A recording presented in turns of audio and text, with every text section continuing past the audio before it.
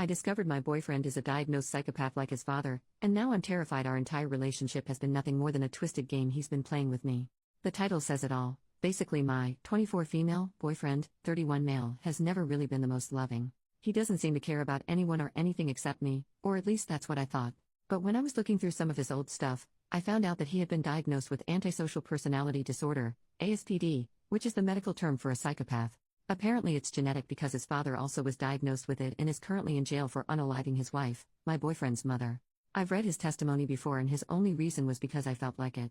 It was chilling, but I didn't think my boyfriend was like that at all.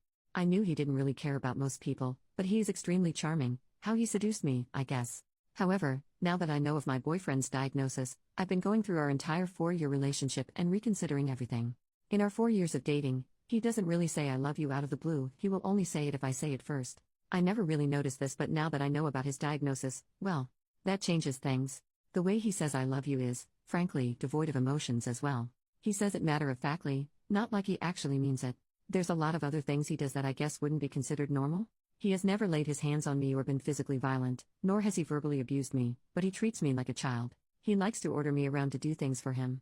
Everything has to be his way. He respects my opinion and will even change his plans to work around mine, but ultimately he is the decision maker. I've pointed this out to him in the past and he says that he values my opinion immensely and that I am the smartest person he has met. I used to believe him, but what if this is just another tactic to manipulate me? He also has a high-paying executive job and I've heard from his employees that he can be very cruel to them. I would always dismiss their concerns because I thought they were just jealous, but now I realize that isn't the case. I don't know what to do anymore. Can psychopaths love? Is he just manipulating me? I feel like my entire relationship is a lie, but am I being ableist by stereotyping him based on this diagnosis? Update 2 days later. So, a day after I made my post, I finally decided to go and talk to him about it. Since it was a conversation, I don't know word for word what he or I said, but I was taking notes on what he was saying for my own benefit and for the purposes of this post. He noticed that I was taking notes but didn't seem to care and didn't comment on them. Without further ado, here is a summary of what transpired in script form since I don't know how else to write it. I tried my best to make it the most accurate I could to reality, but obviously I can't remember every little thing that happened, but it was wild. Yesterday when you were at work I found some boxes. I was looking through them and found this form. I showed the form with his diagnosis. I was wondering why you didn't tell me about this at all? And I want you to be completely honest, no more lying. I don't see why it was necessary to tell you. Besides, I made no attempt to hide it. You do realize that this makes me question our entire relationship? Why? Well, how am I supposed to know you haven't just been manipulating me? I was under the impression you were also manipulating me. Were you not? Is silent because I am shocked. You have tried to make me a better person. You constantly want me to make friends. You chastise me when I act a certain way toward my employees. I have become your pet project. You believe that your kind presence will make me kind. You aren't a project, you're my boyfriend. There isn't a difference. Isn't a relationship supposed to be mutually beneficial? I improve you, you improve me. Is close to tears so you don't love me, you just want benefits? I never said that. I do love you. How do I know you aren't lying? When you've lied this entire time. I was getting angry at this point, he was still not reacting. If you truly believe I am a liar, then nothing I do will prove that assumption wrong. Well, prove that you love me then. I love the conversations we have. I love that you accept me for who I am. I love your intelligence and wit. I have said it before and I'll say it again, you are the smartest person I have ever met. But that doesn't sound very psychopathic. Not everything I do has to be psychopathic. Well then, have you ever unalived anyone or anything? I have unalived rodents. That's it. Disgusted.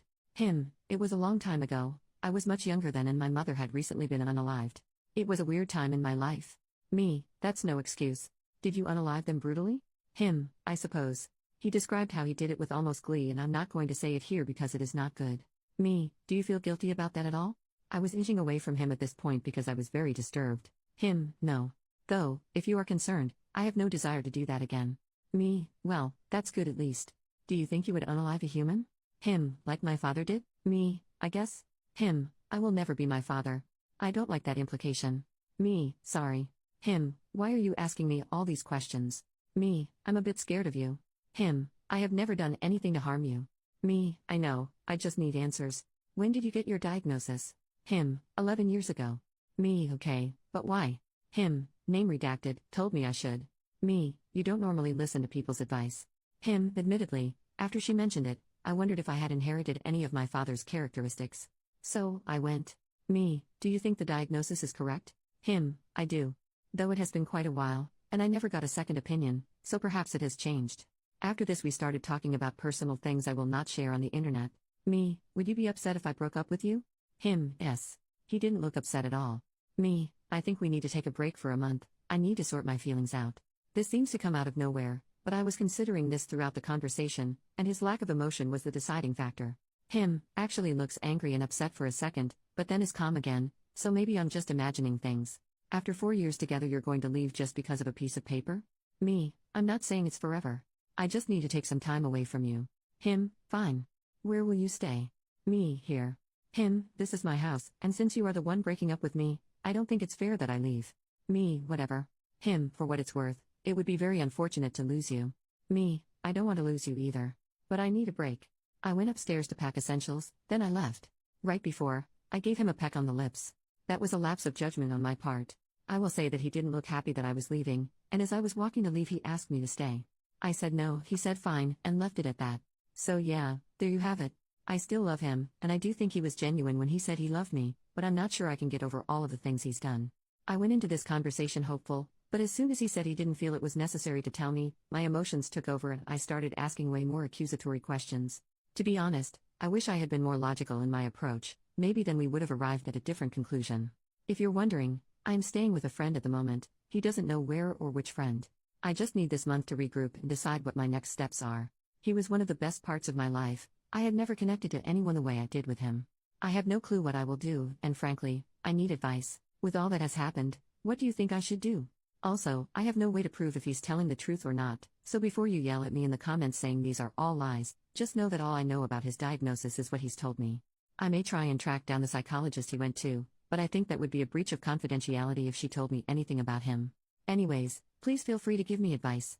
Edit to add, a lot of you are bashing me for this, and that is completely fine as you are entitled to your own opinion.